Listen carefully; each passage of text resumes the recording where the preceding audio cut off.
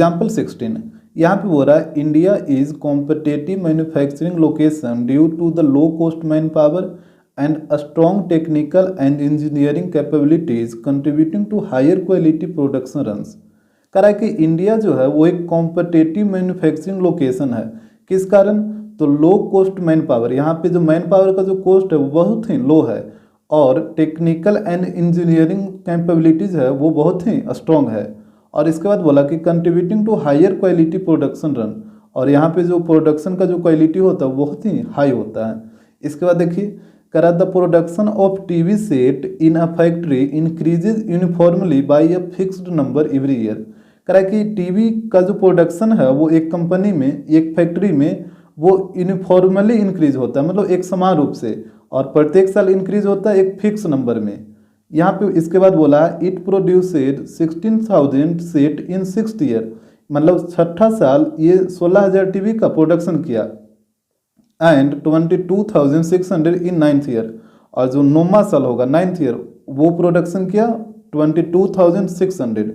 तो यहाँ पे बोला based on above information answer the following, तो जो ऊपर इन्फॉर्मेशन दे रखा उसके अनुसार आपको आंसर देना है। तो यहाँ पे आप दो चीज़ याद रखिएगा, यहाँ पे छठा साल का प्रोडक्शन था 16,000, यानी A6 का वैल्यू दे रखा है 16,000, और 9th ईयर यानी 9वां साल का प्रोडक्शन था 22,600, यानी A9 का वैल्यू दे रखा है 22,600। तो यहाँ पे ध्यान दीजिएगा, A6 का वैल्यू दे रखा था 16,000 और A9 का वैल्यू दे रखा है 22,600। तो यहाँ से पहले आप ये दोनों को सोल्व करके A और D का वैल्यू निकाल लीजिए। तो A6 को क्या लिखिएगा? A6 को लिखिएगा A + 5D, और ये आ जाएगा 16,000, इसको मान लेते हैं इक्वेशन 1। और A9 को क्या लिखिएगा? इसको आप लिखिएगा A + 8D = हो जाएगा 22,600, इसको मान लीजिए इक्वेशन 2। अब आप यहाँ पे करिए इक्वेशन 1 - 2, ये हो जाएगा इक्वेशन 1 - 2। तो यहाँ पे लिखिए इक्वेशन 1 को, तो ये है A + 5D = 16,000, और इक्वेशन 2 है A + 8D = 22,600। यहाँ पे जब हम माइनस करें तो साइन बदलेगा ना, ये माइनस हो जाएगा, ये भी माइनस और ये भी माइनस, तो प्लस माइनस ये तो कट गया। 5D - 8D, तो यहाँ पे आ जाएगा -3D। यहाँ पे भी इसको घटाइए तो ये माइनस में ही आएगा, ये आ जाएगा 6600। तो यहाँ पे देखिए माइनस माइनस तो प्लस हो जाएगा, और 3 से ये कट जाएगा 22 बार में, तो यहाँ पे आ जाएगा D = 2200। तो ये आ गया D का वैल्यू। अब इस D के वैल्यू को या तो आप इक्वेशन 1 में या फिर इक्वेशन 2 किसी में भी पुट करिए। तो यहाँ पे ध्यान दीजिए, हम D = 2200 को इक्वेशन 1 में पुट कर रहे हैं, तो इक्वेशन 1 को यहाँ पे नोट कर लीजिए।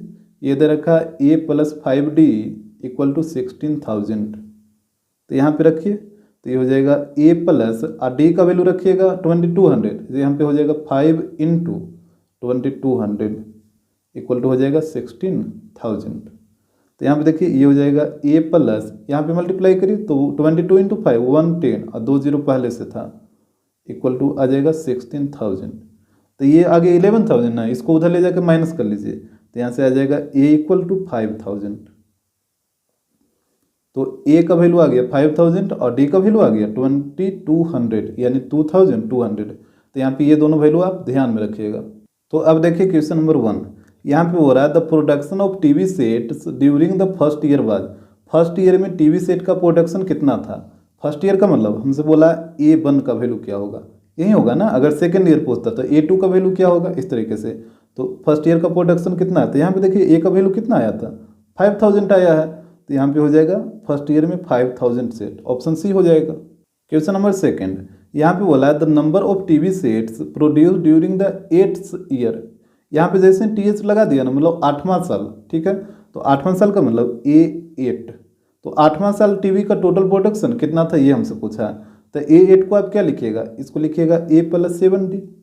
तो यहाँ पे पुट करिए A और D का वैल्यू, तो A का वैल्यू यहाँ पे देखिए 5,000 है, तो ये हो जाएगा 5,000 + 7 × और D का वैल्यू 2200, तो ये हो जाएगा 5,000 प्लस यहाँ पे मल्टीप्लाई करिए तो ये आ जाएगा 154 पे 00, यहाँ पे दोनों को ऐड कर दीजिए तो ये आ जाएगा 20,400।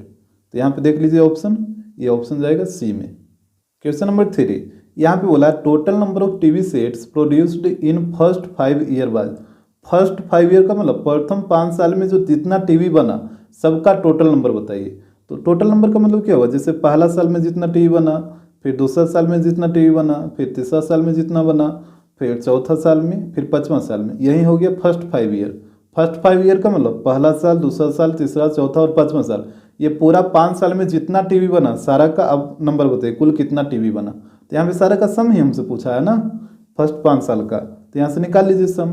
तो एस एन इक्वल टू हो जाएगा n/2 a plus A N, इस तरीके से होगा। तो यहाँ पे हो जाएगा एस एन का जगह कितना आ जाएगा, 5 आ जाएगा, क्योंकि 5 साल का पूछा है ना, 1 2 3 4 5। तो S5 हो जाएगा। तो यहाँ पे हो जाएगा 5/2 और यहाँ पे आ जाएगा a प्लस, और ए एन कितना है यहाँ पे, A5 है। इसका जैसे फर्स्ट टर्म है A1, लास्ट टर्म है A5, तो ए एन की जगह हो जाएगा A5। यहाँ तक तो कोई दिक्कत नहीं होगा।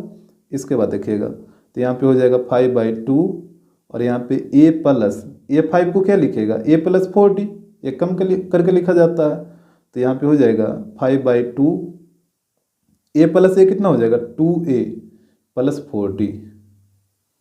अब देखिए, अब आप क्या करिए, 2 कॉमन ले लीजिए। तो यहाँ पे 5/2 2 कॉमन ले लीजिए, तो यहाँ पे बच जाएगा a प्लस 2d। तो यहाँ 2 से 2 कट जाएगा, तो ये हो जाएगा 5 इंटू। अब देखिए a का वैल्यू यहाँ पे पुट करिए। तो यहाँ पे देखिएगा a का वैल्यू कितना था, 5000 था, और d का वैल्यू 2200 है। तो इसको ध्यान रखिएगा, हम यहाँ पे पुट करेंगे। तो a का वैल्यू है 5000, तो यहाँ पे हो गया 5000 प्लस d का वैल्यू था 2200, और इसको 2 से मल्टीप्लाई करिए। d का वैल्यू था 2200 ये, तो यहाँ पे इसको पुट करिए तो 2 से मल्टीप्लाई हो जाएगा, तो ये हो जाएगा 4400। तो यहाँ पे हो जाएगा 5 इंटू, दोनों को ऐड कर दीजिए, तो आ जाएगा 9400, और यहाँ पे मल्टीप्लाई करिए तो आ जाएगा 0 और 47, ये 00, यानी 47,000, यानी टोटल जो नंबर होगा वो हो जाएगा 47,000। तो यहाँ पे ऑप्शन देखिए, ऑप्शन यहाँ पे हो जाएगा ए। क्वेश्चन नंबर 4, यहाँ पे बोला in which year the production was 29,200 TV set, करा कि किस साल टीवी सेट का जो प्रोडक्शन है वो हो जाएगा 29,200। जैसे देखिए, यहाँ पे ए का वैल्यू कितना था, 5000 था, यहाँ पे भी आप ऊपर में देख रहे हैं, और डी का वैल्यू कितना है 2200 है, यही था ना।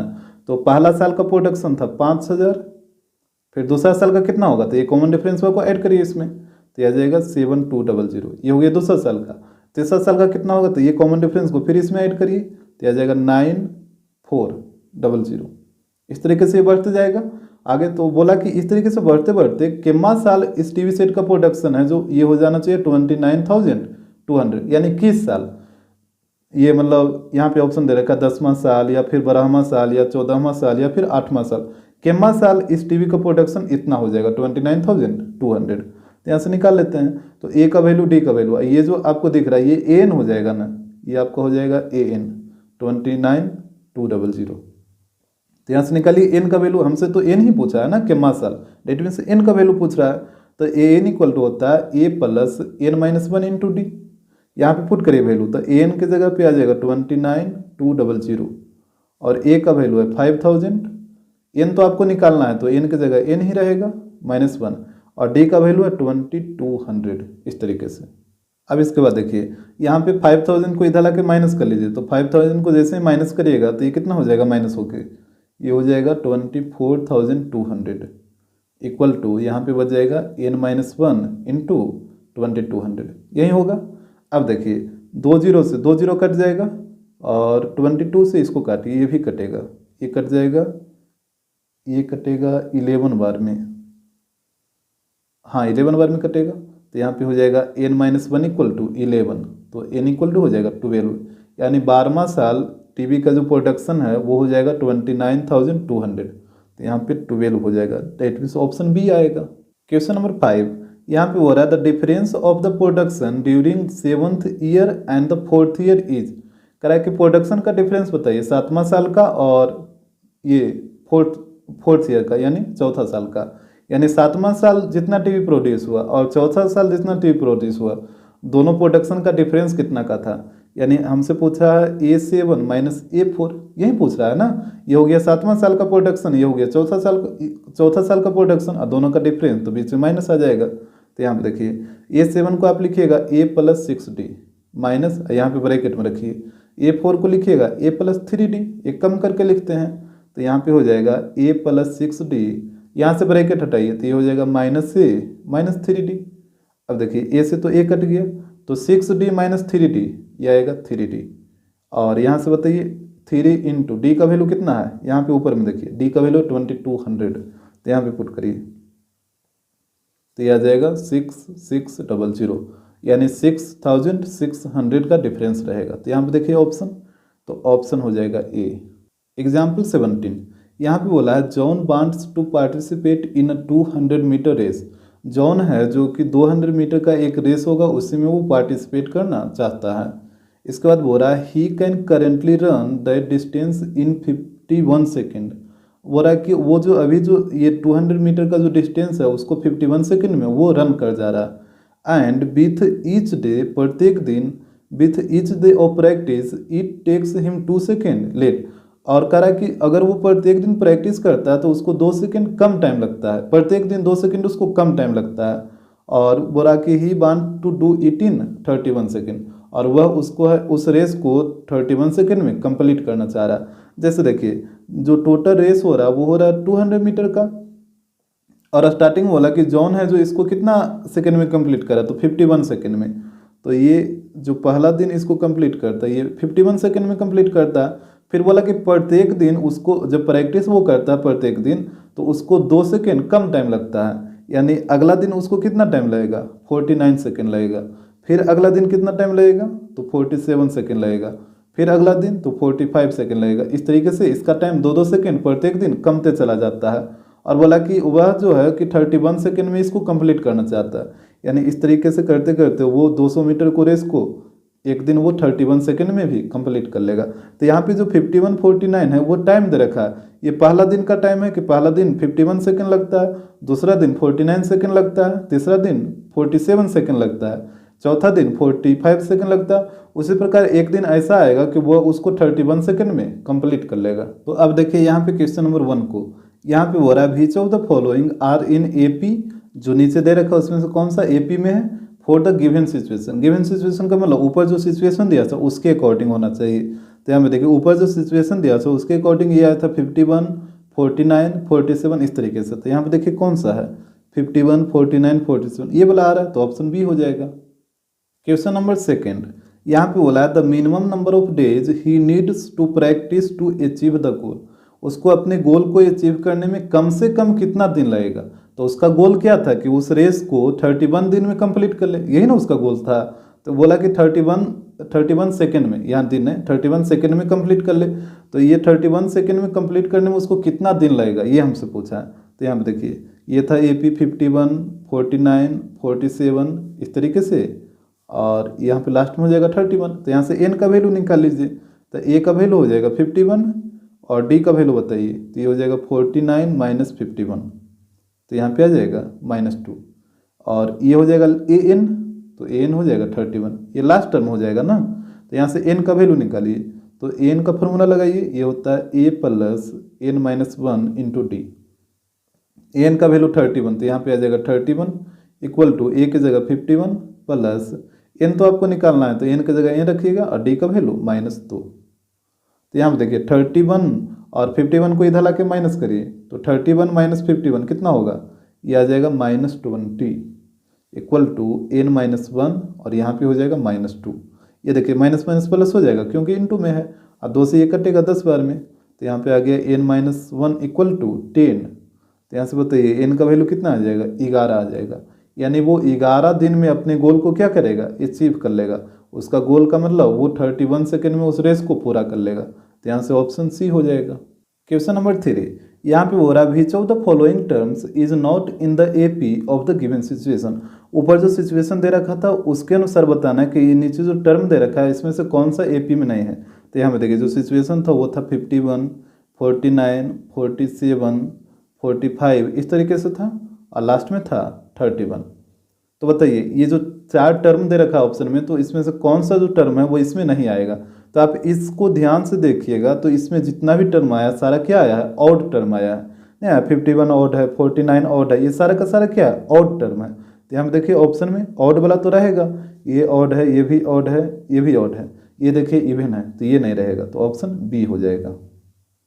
क्वेश्चन नंबर 4, यहाँ पे हो रहा है the common difference of the A P having a n equal to 2n+3 as its nth term is. करा कि एक ए पी है जिसका nth टर्म दे रखा है एन इक्वल टू 2n+3, तो इस ए पी का कॉमन डिफरेंस क्या होगा। तो जैसे यहाँ पे देखिए nth term N equal to दे रखा है 2n+3, तो हमसे कॉमन डिफरेंस पूछा है ना, डेट मीन्स डी, तो डी इक्वल टू क्या होता है a2 - a1, यही होगा ना। तो a2 और a1 का वैल्यू यहाँ से आप निकाल लीजिए, तो यहाँ से एक बार n की जगह 1 पुट करिए, तो ये हो जाएगा 2 × 1+3, तो यहाँ पे आ जाएगा 5। अब n की जगह 2 पुट करिए, तो ये हो जाएगा a2, और यहाँ पे हो जाएगा 2 × 2+3, तो ये हो जाएगा 4+3, डेट मीन्स 7। अब यहाँ पे वैल्यू पुट कर दीजिए, तो ये हो जाएगा d इक्वल टू a2 की जगह 7 और a1 की जगह 5, तो 7 - 5 ये आ जाएगा 2, डेट मीन्स कॉमन डिफरेंस 2 आएगा, तो ये ऑप्शन ए हो जाएगा। क्वेश्चन नंबर 5, यहाँ पे हो रहा है the value of x for which 2x, x + 10, 3x + 2 are 3 consecutive term of an AP. करा कि x का वैल्यू बताइए जिसके लिए ये जो तीनों कॉन्सिक्यूटिव टर्म दे रखा वो किस में है, एपी में है। तो यहाँ पे देखिएगा, यहाँ पे 3 टर्म दे रखा, एक है 2x, एक है x + 10 और एक है 3x + 2, और बोला कि ये तीनों किस में है, एपी में है। तो जब एपी में होगा तो इसका कॉमन डिफरेंस क्या हो जाएगा, इक्वल हो जाएगा। जैसे ये हो गया आपका फर्स्ट टर्म, ये हो गया सेकंड टर्म, और ये हो गया थर्ड टर्म। तो यहाँ पे जब एपी में ये रहेगा तो इसका कॉमन डिफरेंस इक्वल होगा, डेट मीन्स d1 और d2 आपस में इक्वल हो जाएगा, और d1 इक्वल टू क्या होता है a2 - a1 और d2 equal to a3 - a2। यहाँ पे पुट करिए, तो a2 का वैल्यू x + 10 है, तो यहाँ पे आ जाएगा x + 10 माइनस, और a1 का वैल्यू है 2x, तो यहाँ पे आ जाएगा 2x इक्वल टू a3 का वैल्यू कितना है 3x + 2, तो यहाँ पे आएगा 3x + 2 माइनस, और a2 इसको ब्रैकेट में रखिएगा क्योंकि आगे नेगेटिव है, और a2 का वैल्यू x + 10, इस तरीके से पुट कर देना है आपको। इसके बाद कैलकुलेट करिए, तो x - 2x, तो ये हो जाएगा -x + 10 इक्वल, यहाँ पे देखिएगा ये हो जाएगा 3x + 2, और यहाँ पे ब्रैकेट को ओपन कर लीजिए, तो ये हो जाएगा -x और -10, तो यहाँ पे देखिए ये हो जाएगा -x + 10, और यहाँ पे 3x - x, तो ये हो जाएगा 2x, और 2 - 10, तो ये आ जाएगा -8। इसके बाद आप क्या करिए कि -x को उधर भेजिए और -8 को इधर ले आइए, तो ये हो जाएगा 10 + 8, और -x को उधर भेजिए, तो ये हो जाएगा 2x + x, इस तरीके से होगा। तो यहाँ पे आ जाएगा 18 = 3x, ये कटेगा 6 बार में, तो x इक्वल टू आ जाएगा 6, यानी x का वैल्यू आएगा 6। तो यहाँ पे देख लीजिए ऑप्शन, तो ऑप्शन हो जाएगा ए। एग्जाम्पल 18, यहाँ पे बोला है Rishi wants to buy a car and plans to take loan from a bank to buy the car. करा कि ऋषि एक कार खरीदना चाहता है और वह प्लान किया कि बैंक से लोन लेगा कार को खरीदने के लिए, ठीक है, यानी वह बैंक से लोन लेकर वह कार को खरीदेगा। इसके बाद बोला he pays his total loan of ₹11,80,000 by paying every month starting with the first instalment of ₹10,000। वो बैंक से कुल कितना लोन लिया, तो 11,80,000 रुपीज़ का वो लोन लिया, और वह इसको जो पे करेगा वो प्रत्येक इंस्टॉलमेंट में पे करेगा, और पहला इंस्टॉलमेंट में वो पे किया है 10,000 रुपीज़।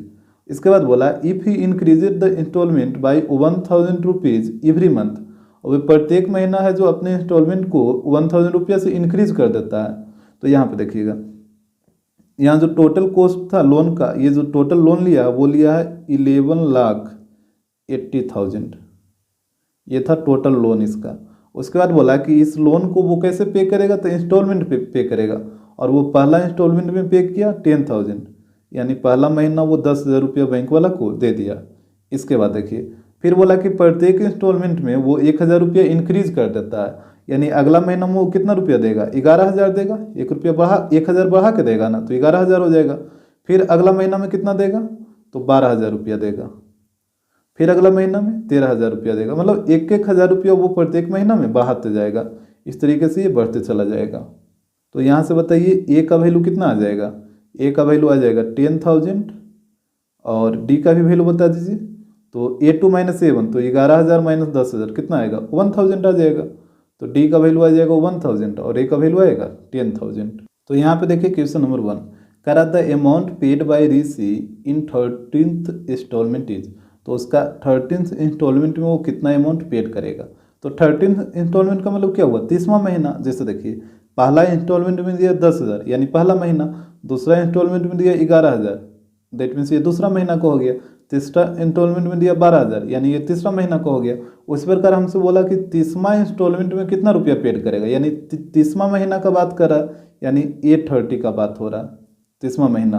तो A30 इक्वल टू क्या हो जाएगा, A + 29D, ऐसे ही लिखते हैं ना एक कम करके। तो यहाँ पे देखिए A का वैल्यू कितना था 10,000, तो यहाँ पे आ जाएगा 10,000 प्लस और 29 इंटू D का वैल्यू है 1,000, तो 29 इंटू 1,000, तो ये आ जाएगा 29,000।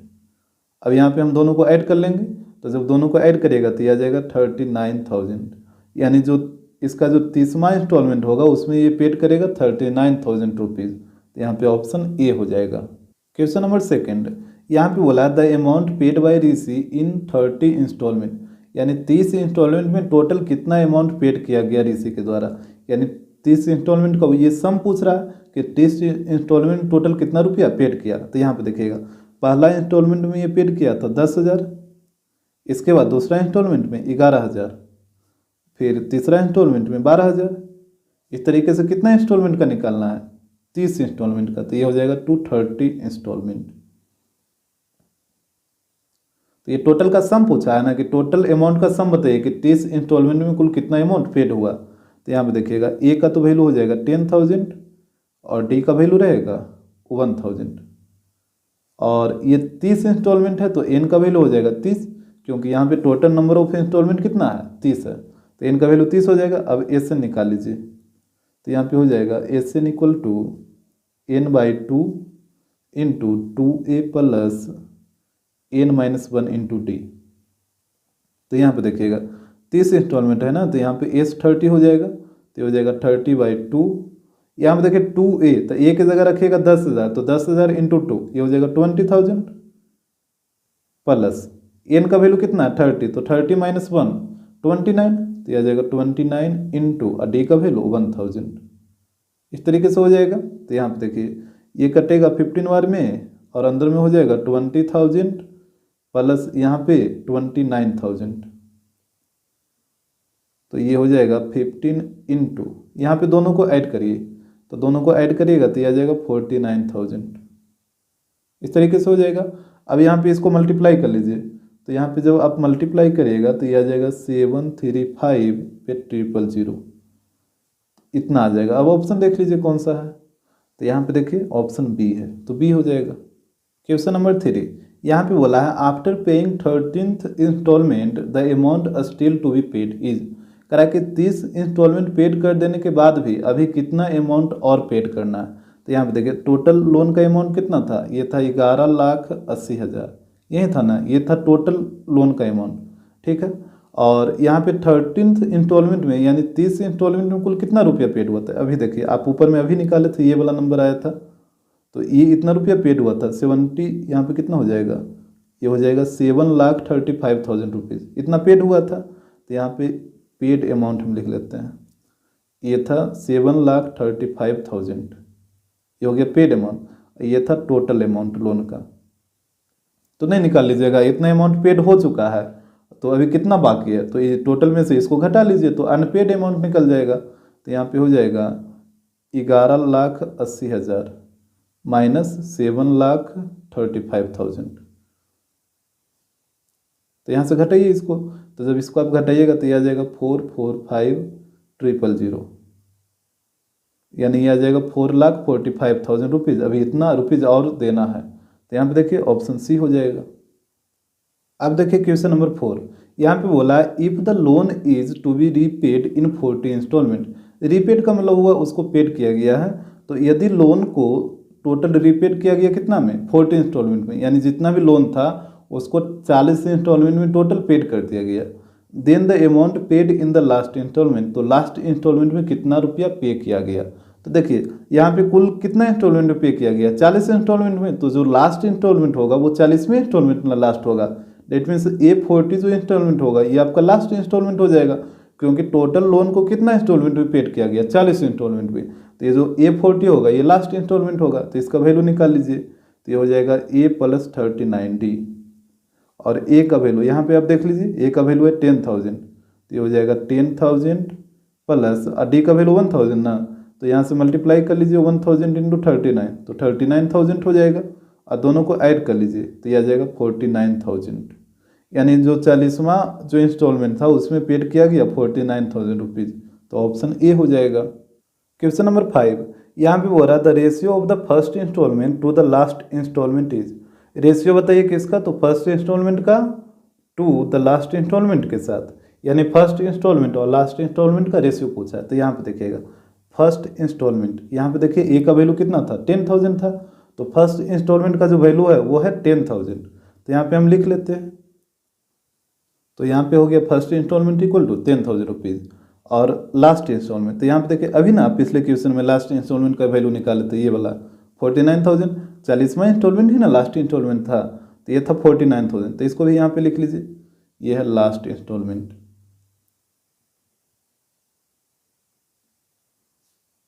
ये है ₹49,000। हमसे बोला था रेशियो किसका, तो फर्स्ट और लास्ट का, तो ऊपर में रहेगा फर्स्ट और नीचे में रहेगा लास्ट। तो यहाँ पे वैल्यू पुट करिए तो ऊपर में आ जाएगा 10,000 और नीचे में आ जाएगा 49,000। तो 3 जीरो से कटेगा 3 जीरो, तो ऊपर में आएगा 10 और नीचे में 49, यानी इसका जो रेशियो आएगा वो आ जाएगा 10:49।